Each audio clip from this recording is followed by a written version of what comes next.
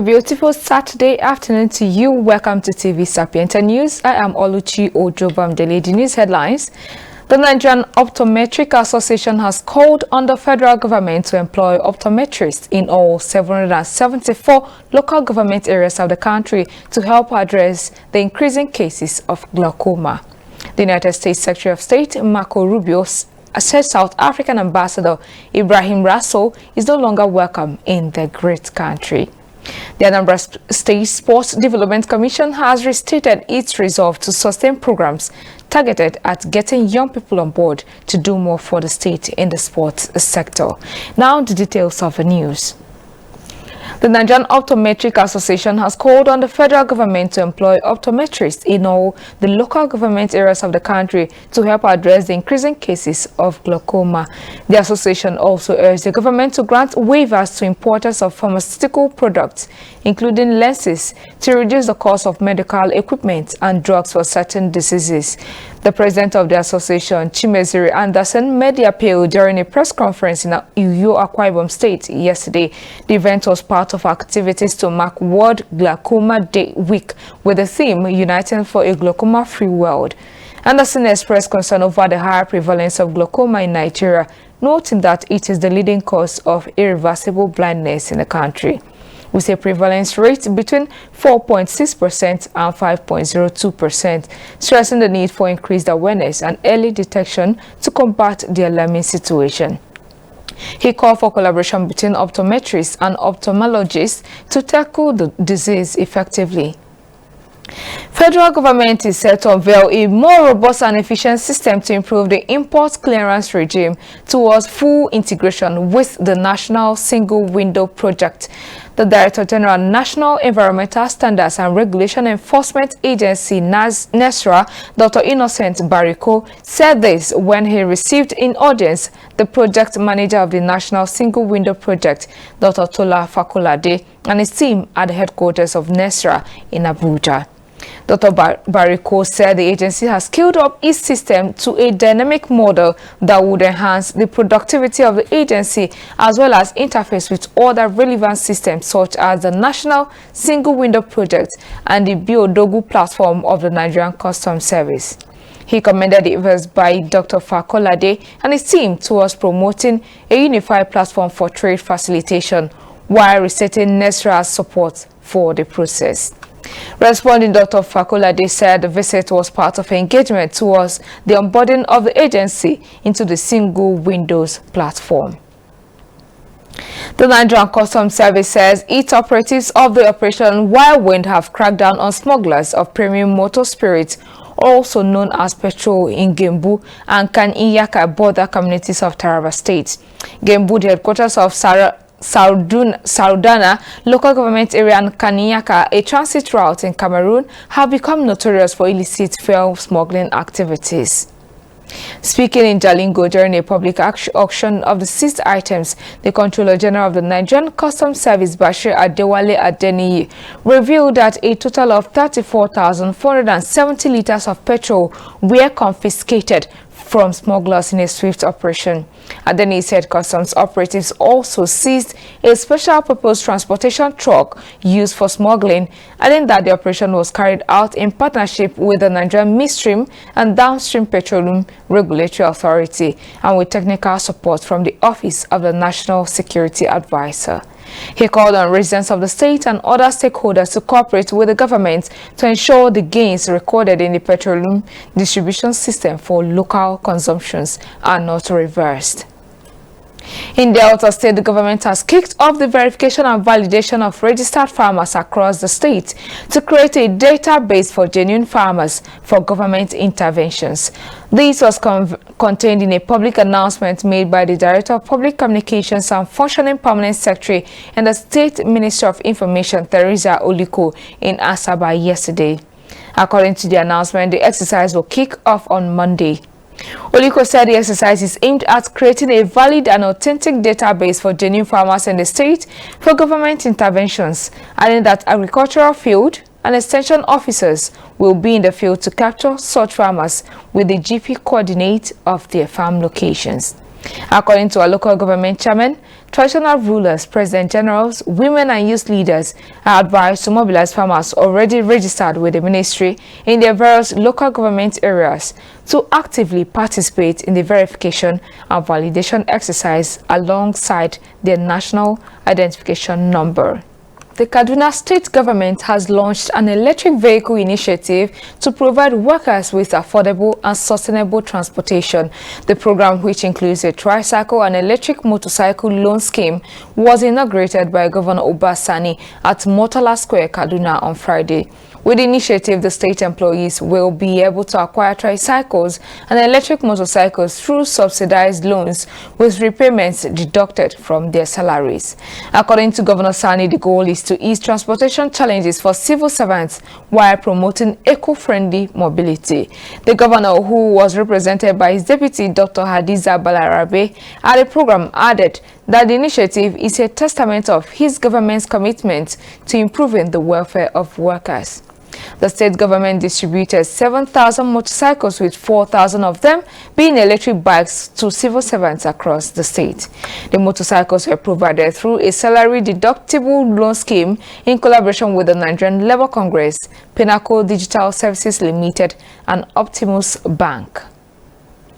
In commemoration of the World Kidney Day 2025, the National Orientation Agency has urged Nigerians to be health conscious.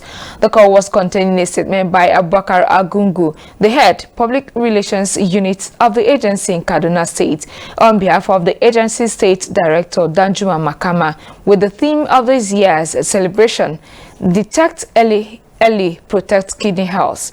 Makama urged people to avail themselves of the services of any of the nearest 11 equipped and designated medical institutions spread across the country under the federal government's kidney dialysis subsidy program when the need arises. He noted that equipping of the medical institutions, which is in line with the renewed hope agenda of President Bola Tinubu, is a deliberate move by government to discourage medical tourism.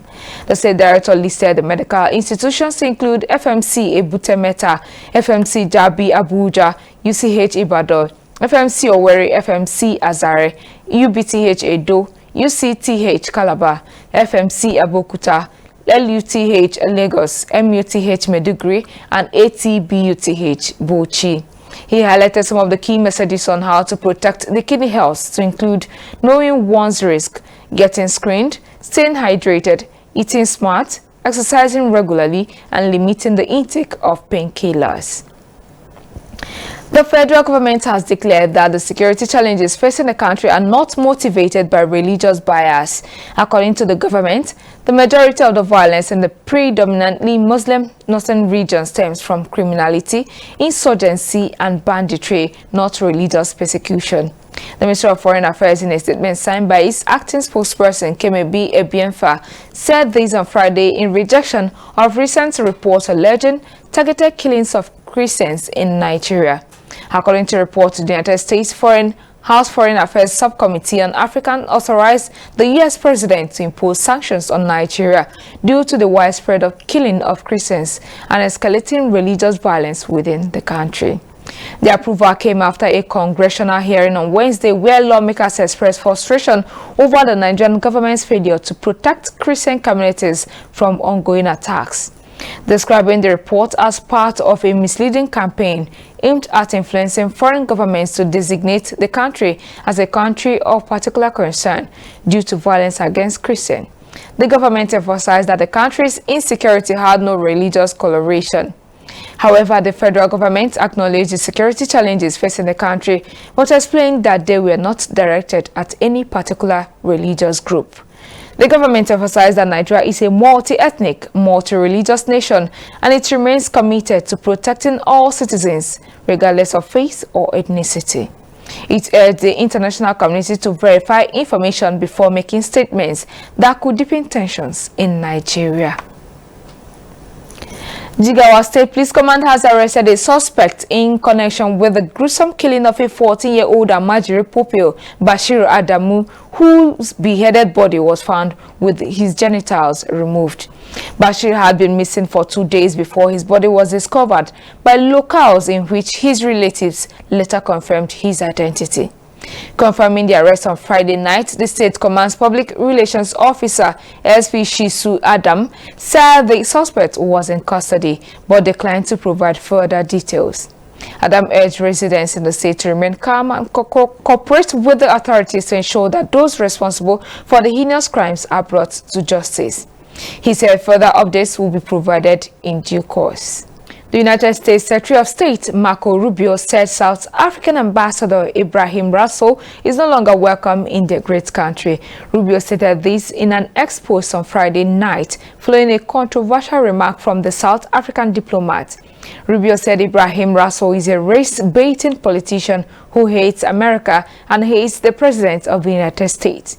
It was reported that a foreign policy seminar held on Friday in his home country, the South African ambassador told participants that U.S. President Donald Trump is leading a white supremacist movement in America and around the world. He also castigated Trump's Make America Great Again movement, noting that Trump mobilized a supremacist instinct and white victimhood as a dog whistle in the 2024 elections. Still on the foreign scene, U.S. President Donald Trump says there is a very good chance that the war between Russia and Ukraine can end after Washington had a productive discussion with Russian President Vladimir Putin on Thursday. The president, who was represented by his envoy Steve Witkoff, added that he had requested that Putin spare the lives of completely surrounded Ukrainian troops, apparently referring to Ukrainian forces being pushed back out of the Kursk region, their only foothold on the Russian territory. Kremlin spokesperson Dmitry Peskov said Putin had used the meeting to convey signals to Trump, opens a new tab through Witkoff, adding that Russia and the U.S. would work out the timing of a phone call between their presidents once Witkoff had briefed Trump. The U.S. president has said he wants Moscow and Kyiv to agree a swift ceasefire to pause fighting in a conflict which he has warned that has the potential to spread into World War III and has already cost many lives on both sides. Now to the world of sports. The Anambra State Sports Development Commission has restated its resolve to sustain programs targeted at getting young people on board to do more for the state in the sports sector. Speaking at a pre-event news conference for the 2025 Anambra Sports Solution Initiative, the chairman of the commission, Patrick Onyedum, said it is resolute in bringing out the best in children. Onyedum said the initiative is a sports competition involving primary and post-primary schools, including public, federal, private, and mission schools at various age categories under 12, under 14, and under 18.